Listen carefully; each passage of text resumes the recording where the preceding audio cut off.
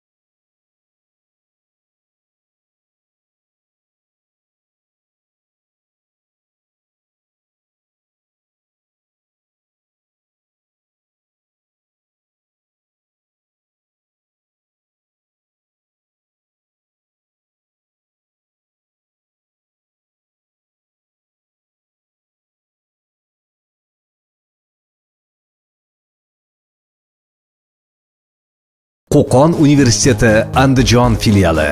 O'qiganga yarasha shunaqa joyda o'qish kerak.